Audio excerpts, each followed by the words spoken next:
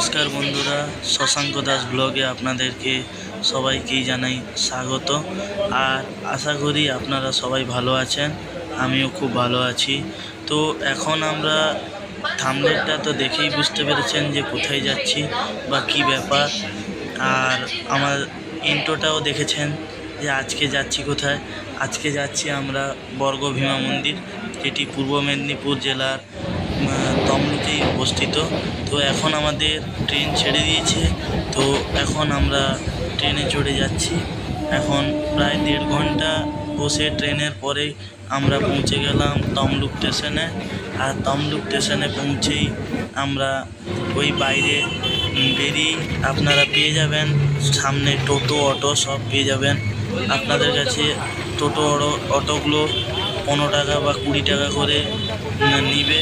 তো ওখান থেকেই বললে চলে যাবেন একবারে মন্দিরের সামনে, বর্গভীমা মন্দিরের সামনে। এবার আমরা মন্দিরের এই সিঁড়িটা উঠে ধরেই যাচ্ছি বর্গভীমা মন্দিরের কাছে। এবার চলুন আস্তে আস্তে দেখুন, ভিডিওটা খুব ভালো লাগবে।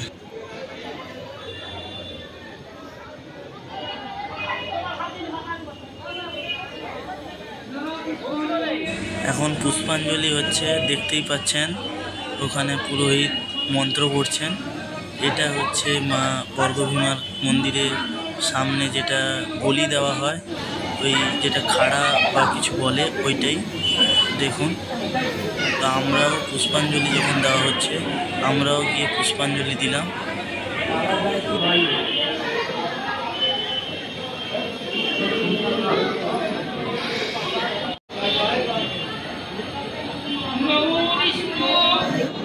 এটা কথিত আছে মা পার্বতীর 51 পীঠের এক পীঠ এই মন্দিরটি, মা বর্গভীমা মন্দির। অনেকক্ষণ লাইনে দাঁড়ানোর পর তো আমরা মন্দিরের ভিতরে ঢুকতে পারলাম। তো ঢোকার পরে ভিডিওটা দেখুন।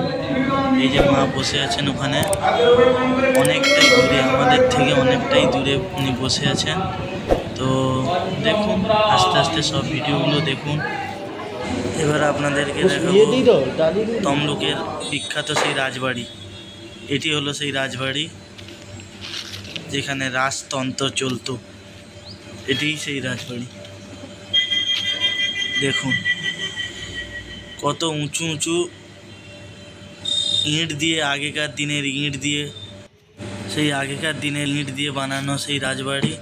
তো আপনারা দেখুন ভিডিওটা, খুব ভালো হবে। যতটা পেরেছি চেষ্টা করেছি আপনাদেরকে সম্পূর্ণটা তথ্যটা কিছু কিছু দেওয়ার। দেখুন, আপনারা একটু সাপোর্ট করুন যাতে আমি ভালো ভালো কন্টেন্ট বা ভালো ভালো ভিডিও বানাতে পারি আপনাদের জন্য। এইটাই একটু চেষ্টা করুন, আমাকে একটু সহযোগিতা করুন। আপনারা মানে শুকে না, একটু কমেন্ট করে জানাবেন যে আমার ভিডিওগুলো কেমন, মেশিন বসালেও শুকবে না, কিরকম লাগছে একটু জানাবেন প্লিজ। এত বড় বড় রাজবাড়ি, হ্যাঁ গুফা, মানে কি বলে ওটাকে, মাটির তল থেকে এই রাজ্য থেকে অন্য রাজ্যে যায়। এখন বন্ধ করে দিয়েছে না খোলা আছে? বন্ধ করে দিয়েছে। এই পুকুরের নিচে পিছু থেকেও ও বাবা, এ তো বিশাল কাহিনী। মহিষাতল পর্যন্ত কানেকশন ছিল, মানে মাটির নিচে থেকে যাওয়া সুড়ঙ্গ।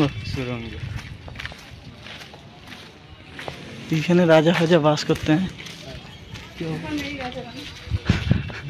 রাজার বংশধর আছে। হ্যাঁ, রাজার কিছু বংশধর আছে, তারা এই জায়গা সম্পত্তি বেঁচে এবার যতটা সরকারের। এই রাজাই তো সেই মন্দিরটা, তখনকার দিনের ডিজাইন। এখানে একটা নিচে কেউ থাকতো মনে হয়। তারপর সুরঙ্গ আছে, অনেক সুরঙ্গ খুলতে পেরেছে, বন্ধ হয়েছে, যেগুলো সেই বলে না। হ্যাঁ হ্যাঁ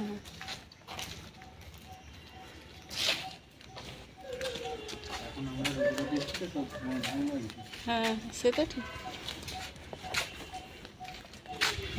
তখনকার দিনের ইট দিয়ে নকশা দেখে যা। হনুমান সেখানে বসে রয়েছে। সত্যিকারে? হ্যাঁ, মাগো বাচ্চা টাচ্চা নিয়ে বসে আছে না, বাচ্চা নেই। রাজার তাহলে রাজ শাসনটা কোথায়? এগুলো সব সুরঙ্গ সব বন্ধ করে দিয়েছে। তাহলে গুফা ছিল আর কি। এই নিচে টিচে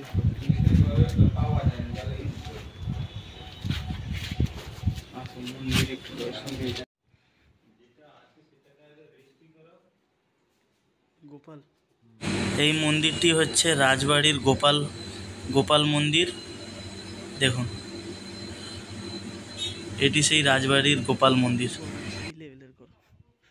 আরও একটা কথা জানিয়ে রাখি আপনাদেরকে, এই বর্গভীমা মন্দিরের অনেক লৌকিক অলৌকিক অনেক কিছুই আছে, যেটা আপনারা খুবই কম জানি। কিন্তু আমি যতটুকু জেনেছি, এখানে মরা শোল মাছও জ্যান্ত হয়ে উঠেছে। কিন্তু আরও একটা আশ্চর্য কথা হচ্ছে, এই বর্গভীমা মন্দিরে মা 365 দিনই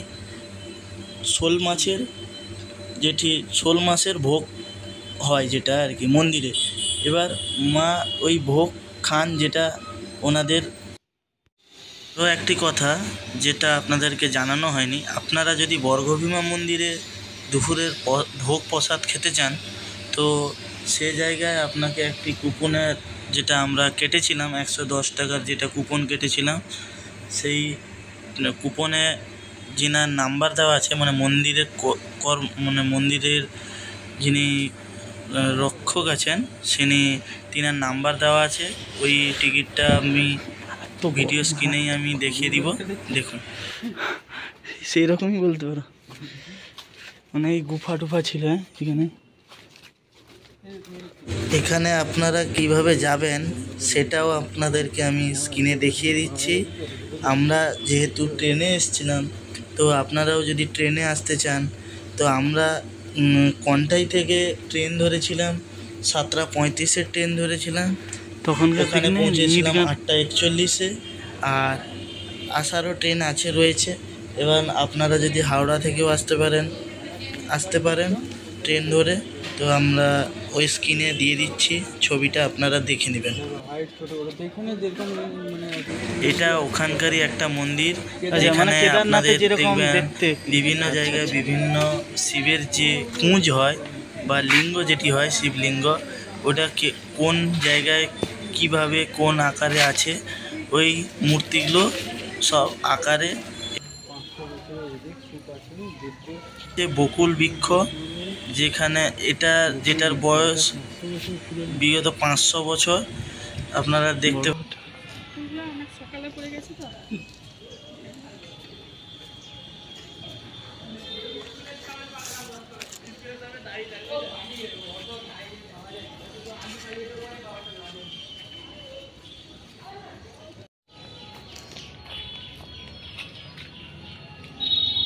বকুল গাছটা খুব সুন্দর।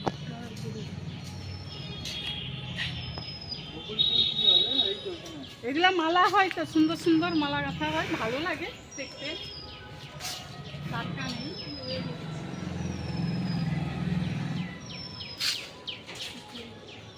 ভালো লাগে দেখতে।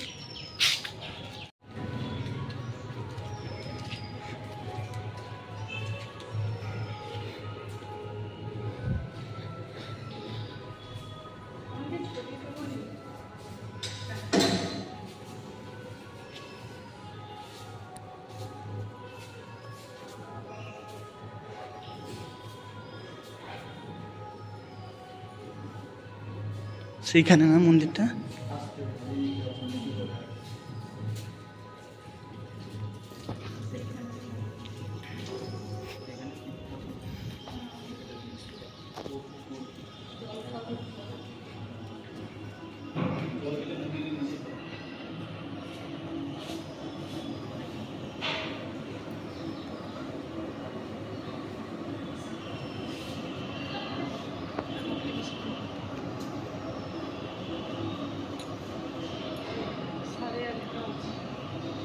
ছবি তুলবেন মধ্যে জগতের নাথ জগন্নাথ।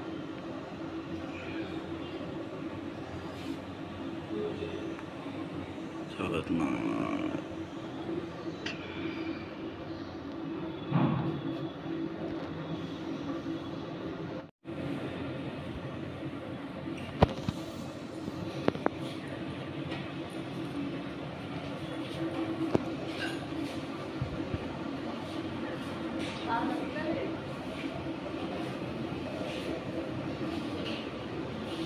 এই মন্দিরের আশেপাশে অনেক শ্রীকৃষ্ণর লীলা যেগুলি করেছেন, ওই লীলা চিত্রগুলি ফুটিয়ে তোলা হয়েছে এই দেওয়ালি।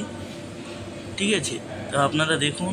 তো অনেকক্ষণ ঘোরাফেরার পরে আমরা আবার চলে এলাম একটা পুকুরের কাছে, যেটা তমলুকের ওই পার্ক টাইপের একটি পুকুর আছে, ওইখানে বসে আপনারা টাইম পাস করতে পারেন। তো ওই জায়গায়ও আমরা চলে এলাম ঘুরতে।